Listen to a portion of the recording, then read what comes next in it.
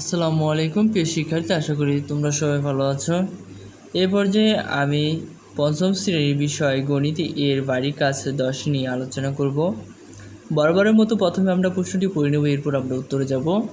এখানে বলা হয়েছে যে 5.3 লসাগু এর ব্যবহার। যাই হোক, 3 নম্বরে একটি প্রশ্ন করা হয়েছে। কিছু টাইলস আছে যার মধ্যে প্রত্যেকটির দৈর্ঘ্য 8 সেন্টিমিটার এবং প্রস্থ 6 সেন্টিমিটার। আমরা টাইলসগুলো মেঝেতে বসিয়ে একটি বর্গাকার বানাতে চাই। সবচেয়ে ছোট বর্গটির এক বাহুর দৈর্ঘ্য নির্ণয় করি। এটি ছিল প্রথম প্রশ্ন। এরপরে আমরা দেখব দ্বিতীয় প্রশ্নটি। বলা হয়েছে, অর্থাৎ 1 নম্বরে আবার দুটি অংশ করেছে। কি বলেছে যে একে সবচেয়ে ছোট বর্গক্ষেত্রের বানানোর জন্য কয়টি টাইলসের প্রয়োজন। উপরে যে প্রশ্নটি ছিল সেখান থেকে আবার এই প্রশ্নটি করা হয়েছে। এবং দ্বিতীয় প্রশ্ন, আকারের দিক থেকে দ্বিতীয় ক্ষুদ্রতম বর্গক্ষেত্র বানানোর জন্য কয়টি টাইলস প্রয়োজন। এটি ছিল 2 নম্বর। এবার আমরা দেখব 2 নম্বর প্রশ্নটি। 2 নম্বরটি হচ্ছে, দুটি ঘন্টা আছে, একটি 12 মিনিট পর পর এবং অপরটি 5 মিনিট পর পর বাজে।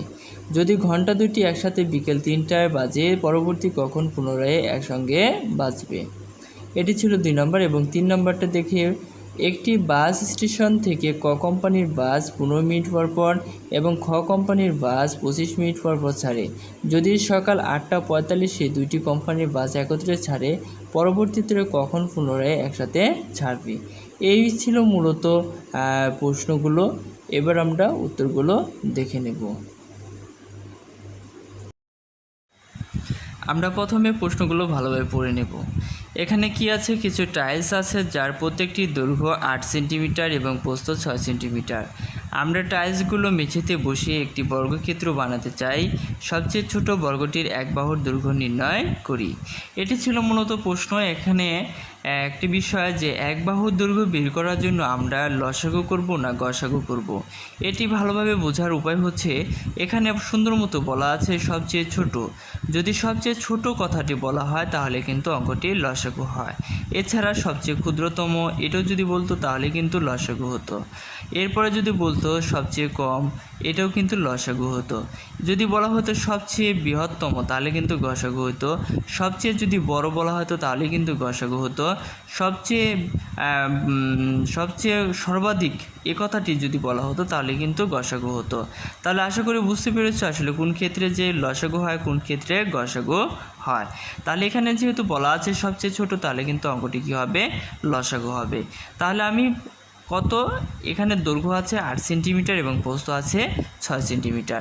তাহলে আমি এখানে শুরু করব কিভাবে। আমি এখানে লিখব যে 8 ও 6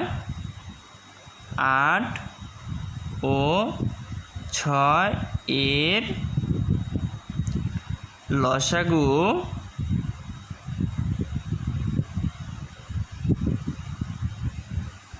যত হবে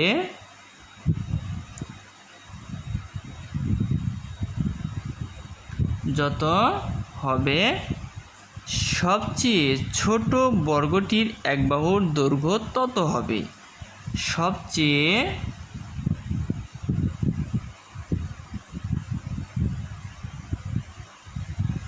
ছোট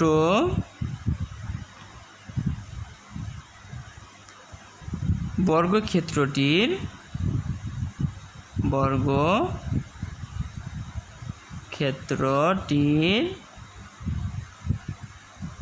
এক বাহুর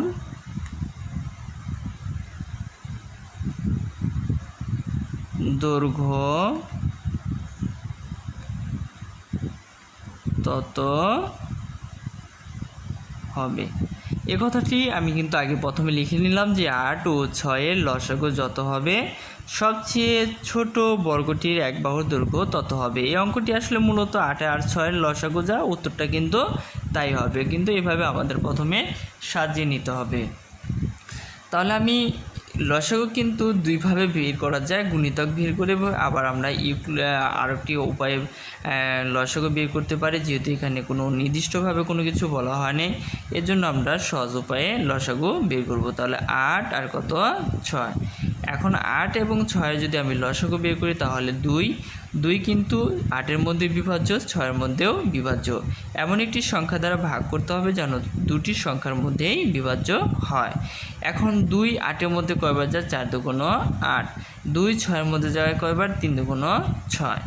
এরপরে আমি যদি এখানে আরেকবার যদি টানি তাহলে দেখো এখানে 4-এর মধ্যে 2 যায় কিন্তু 3-এর মধ্যে যায় না, 3-এর মধ্যে 3 যায় কিন্তু 4-এর মধ্যে যায় না। তবুও আমি দুবার দিই, 2 দুগুণ 4, 2 3-এর মধ্যে যায় না, দেখে 3 একে 3।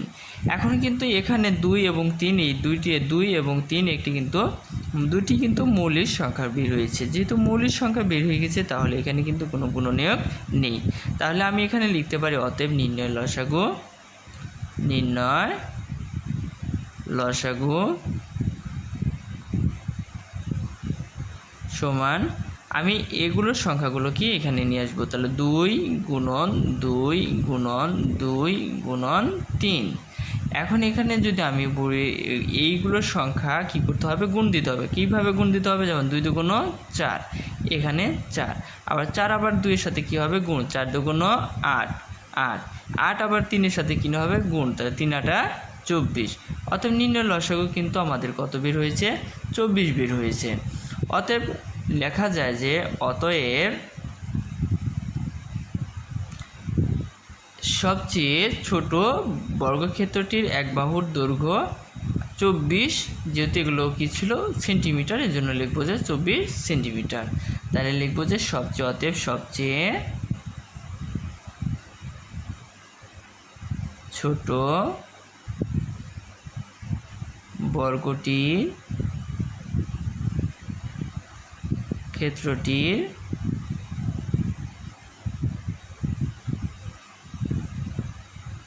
এক বাহুর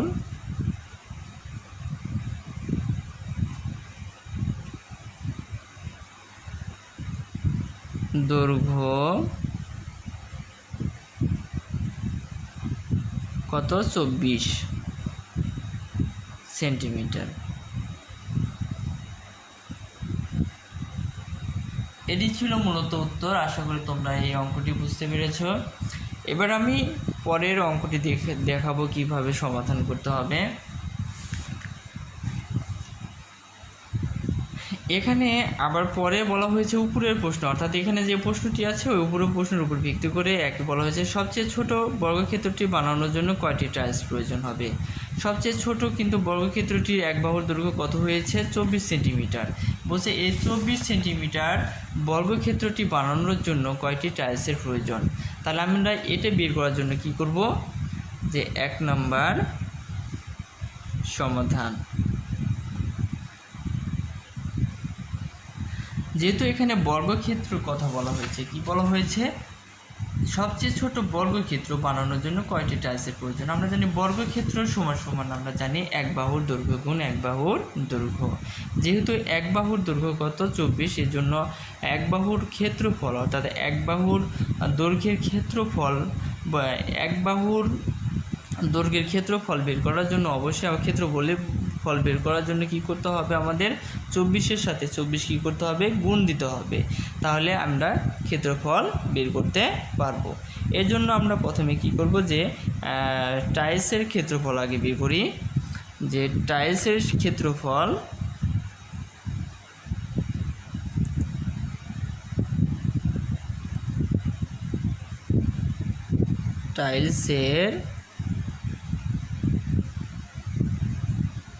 ক্ষেত্রফল।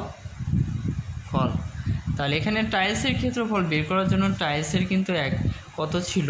8 আর কত? 6। 8 আর কত ছিল? 6। তাহলে 8 এবং 6কে আমরা কি করব? গুণ করব। কারণ আমরা জানি ক্ষেত্রফল বের করার জন্য কি করতে হয়? দৈর্ঘ্যের সাথে প্রস্থ কি করতে হয়? গুণ করতে হয়। তাহলে দৈর্ঘ্য কত? 8, প্রস্থ কত? 6। তাহলে যখন দৈর্ঘ্যের সাথে প্রস্থ গুণ করেছি তাহলে কিন্তু ক্ষেত্রফল বের হবে। তাহলে 6 8 48। আমরা জানি ক্ষেত্রফলের কি হয়? একক হলো বর্গ, এরপরে যে এককটা থাকে সেটা হলো সেন্টিমিটার।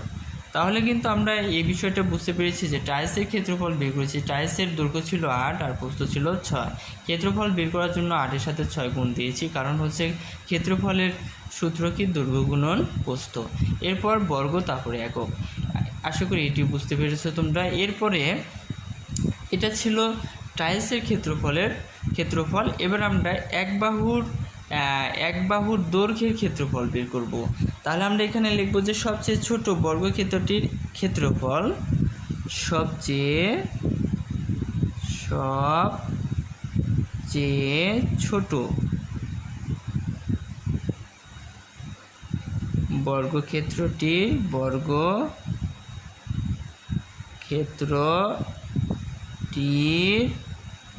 এক বাহুর সবচেয়ে ছোট বর্গক্ষেত্রটির ক্ষেত্রফল সমান। তাহলে ক্ষেত্রফল কত ছিল? এক বাহুর দৈর্ঘ্য 24, তাহলে 24 গুণন 24, 24 গুণ 24, 24 গুণন 24 সমান কত হয়? 24-এর সঙ্গে 24 গুণ করলে হয় হলো 576। এরপর হচ্ছে বর্গ সেন্টিমিটার। আমরা কিন্তু টাইলসের ক্ষেত্রফল বের করেছি কত? 24 বর্গ সেন্টিমিটার, এবং সবচেয়ে ছোট বর্গক্ষেত্রের ক্ষেত্রফলও বের করেছি কত? 576 বর্গ সেন্টিমিটার। এখন আমাদের কথা হচ্ছে এখানে কয়টি টাইলসের প্রয়োজন, এটি কিন্তু আমাদের প্রশ্ন। তাহলে কয়টি টাইলসের প্রয়োজন এটি বের করার জন্য আমাদের কি করতে হবে? আমাদের কিন্তু এই 576কে কত? 48 দ্বারা ভাগ করতে হবে। কেন ভাগ করতে হবে? আমাদের মোট বর্গক্ষেত্রটি হচ্ছে 576, আর আমাদের টাইলসের ক্ষেত্রফল হচ্ছে 48। তাহলে আমরা 576কে 48 দ্বারা ভাগ করলে কিন্তু আমরা কিন্তু কয়টি টাইলসের প্রয়োজন সেটি বের করতে পারবো। তাহলে এখানে আমি ভাগ করে দেই। অতএব এখানে 48 ভাগ 576। তাহলে 48 একবার যায়, 48কে 48, এরপর আমি 6 কেটে নিয়ে আসলাম, 8 আর উপরে আছে 17, 8 9 10 11 12 13 14 15 16 17, তাহলে কত হয়? 9 96। 48 96-এর মধ্যে কবে যায়? দুবার। তাহলে এখানে 96, এখানে হলো 0। তাহলে কিন্তু ভাগফল কত বেরিয়েছে? 12। অতএব বলা যায় যে আমাদের টাইলসের প্রয়োজন কয়টি? 12টি। অতএব আমি এখানে লিখব অতএব টাইলসের প্রয়োজন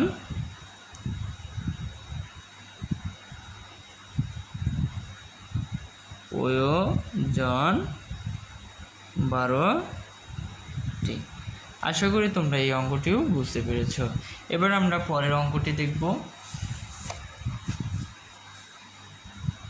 এখানে লেখা আছে 2 নম্বরে যে 2টি ঘন্টা আছে। ঘন্টা কয়টি? একটি, 2টি।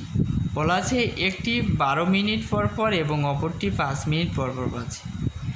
যদি ঘন্টা দুটি একসাথে বিকেল 3টার সময় বাজে, পরবর্তী কখন পুনরায় একসাথে বাজবে? এখানে একটি জিনিস লক্ষ্য করে, এখানে কিন্তু বলতে পারতো যে পরবর্তীতে সবচেয়ে বেশি সময় পরে কখন বাজবে বা কম সময়ের মধ্যে কখন বাজবে, এই ধরনের কিন্তু কথা বলতে পারতো। এখানে কিন্তু কম বা বেশি, বৃহত্তম, ক্ষুদ্রতম এই ধরনের কিন্তু কোনো কথা বলা হয় নাই। আমরা জানি যেন এই ধরনের যদি কোনো অঙ্কে কোনো কিছু বড় ছোট কম বেশি যদি কোনো কিছু বলা না থাকে তাহলে কিন্তু অঙ্কটি লসাগু হয়। এটি আমাদের খেয়াল রাখতে হবে। তাহলে কিন্তু এই অঙ্কটি সমাধান করার জন্য আমাদের কি করতে হবে? লসাগু করতে হবে। কোন কোন সংখ্যার লসাগু করতে হবে? এই 12 এবং হলো 5, একটি 12 মিনিট এবং অপরটি 5 মিনিট। এই 12 এবং 5-এর লসাগু যত হবে ততক্ষণ পরপর কিন্তু ঘন্টা দুটি একসঙ্গে বাজবে। তাহলে আমরা কিভাবে অর্থাৎ এটা লসাগু হবে না গসাগু হবে সেটা কিভাবে নির্ণয় করব? এই অঙ্কে যেটি বুঝতে পারলাম যে এখানে কোনো কিছু বলার নাই, এর জন্য আমাদের অঙ্কটি কি করতে হবে? লসাগু করতে হবে। তাহলে আমরা এটা যদি লসাগু করি তাহলে কি হয়? তাহলে আমি এখানে কি লিখব যে 2 নম্বর সমাধান। 2 নম্বর সমাধান। 2 নম্বর সমাধান করার জন্য কি করতে হবে? প্রথমে আমাদের বলা ছিল যে ঘন্টা কয়টি? 2টি, একটি হচ্ছে 12 মিনিট এবং 5 মিনিট। তাহলে আমি এখানে লিখব 12 ও 5 এর লসাগু যত হবে তত, এখানে বলা আছে কতক্ষণ পর পর বাজবে, তাহলে তত মিনিট পর পর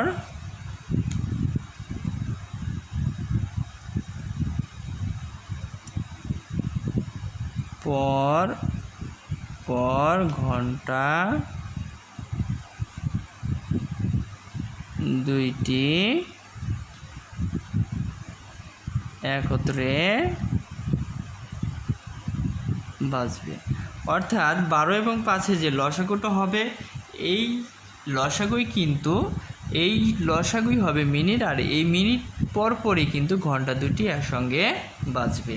তাহলে আমি 12 এবং 5-এর লসাগু বের করি, তাহলে 12 5 লসাগু বের করলে দেখো এখানে কিন্তু এমন কোনো সংখ্যা নেই যেটি বিভাজ্য, কারণ এখানে 6 দ্বারা 12 মধ্যে যায় কিন্তু 5-এর মধ্যে যায় না, 5 আবার 5-এর মধ্যে যায় কিন্তু 12 মধ্যে যায় না। এই জন্য আমরা সহজ উপায়ে 12 দ্বারা প্রথমে একবার কী করব, গুণ করব, তাহলে 12কে 12, 5-কে 5। অতএব নির্ণয় লসাগু, অতএব নির্ণয় লসাগু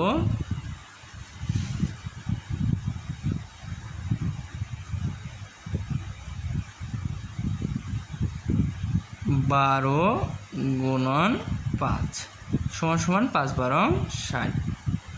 এটা কিন্তু মিনিট, এটা কি 60 মিনিট। তাহলে নির্ণয় লসাগু হচ্ছে 60 মিনিট। অতএব আমি বলতে পারি যে অতএব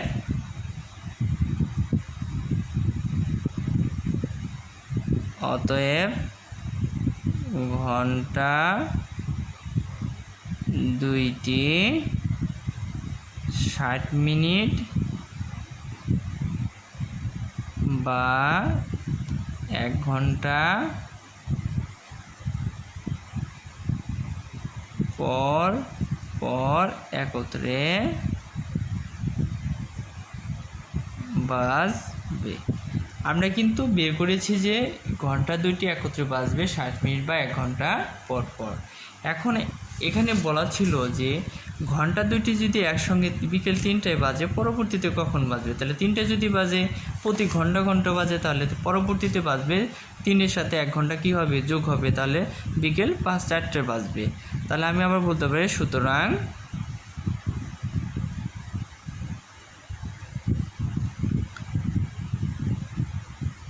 ঘন্টা দুইটি পুনরায় একত্রে বাজবে বিকাল 3 যোগ আর 1 ঘন্টা, তাহলে কয়টায়, 4টায়। এই ছিল মূলত আমাদের এই অঙ্কের সমাধান। আশা করি তোমরা এটি বুঝতে পেরেছ। এবার আমরা 3 নম্বর প্রশ্নটি পড়ে নিই। এখানে আছে একটি বাস স্টেশন থেকে ক কোম্পানির বাস 15 মিনিট পর পর এবং খ কোম্পানির বাস 25 মিনিট পর পর ছাড়ে। যদি সকাল 8:45-এ দুইটি কোম্পানির বাস একত্রে ছাড়ে, পরবর্তীতে কখন পুনরায় একসাথে ছাড়বে, তাহলে এই অঙ্কটি কিন্তু লসাগু হবে। তাহলে সংখ্যা কত, একটি হচ্ছে 15 আর একটি হচ্ছে 25। তাহলে আমরা কি লিখব, অঙ্কটি কত, 3 নম্বর সমাধান। 3 সমাধান। তাহলে 15 এবং কত রয়েছে, 25। তাহলে আমরা এখানে লিখব যে 15 ও 25 এর লসাগু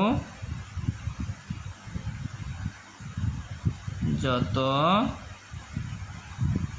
হবে ততক্ষণ পর পর বাস দুইটি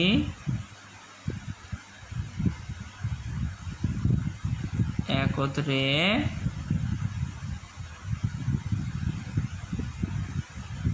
ছাড়বে। তাহলে আমি 15 এবং 25-এর লসাগু বের করব, 15 আর হচ্ছে 25। 15 এবং 25-এর লসাগু এখানে হচ্ছে 3 যায় না 5 যায়, তাহলে 3 5 15, 5 5 25, আর কিন্তু যায় না। তাহলে না যাওয়ার কারণে আমরা অতএব নির্ণয় লসাগু বের করি। নির্ণয় লসাগু 5 গুণন 3 গুণন 5। তাহলে আগে আমি এতটুকু গুণ দিলে কত হয়? 15 হয়। 15-এর সাথে 5 গুণ দিলে কত হয়? 75। তাহলে 75, অর্থাৎ 75 মিনিট পর পর বাস দুইটি কী হবে? একত্রে ছাড়বে। তাহলে 75 মিনিট অতএব লেখা যায় যে, আমি এখন লিখব যে অতএব 75 মিনিট বা 1 ঘন্টা 15 মিনিট পর পর বাস দুইটি একত্রে ছাড়বে। সুতরাং এখানে কিন্তু বলা আছে যে বাস দুইটি সকাল 8:45-এ ছাড়ে, তাহলে পরবর্তীতে কখন ছাড়বে? তাহলে লিখব সুতরাং বাস দুটি সকাল 8:45 মিনিটে একত্রে ছাড়লে পরবর্তীতে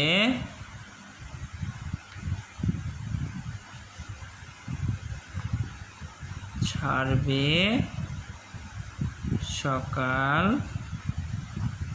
8:45 যোগ কত ঘন্টা পর পর একত্রে হয়? 1 ঘন্টা 15 মিনিট, তাহলে 1.15।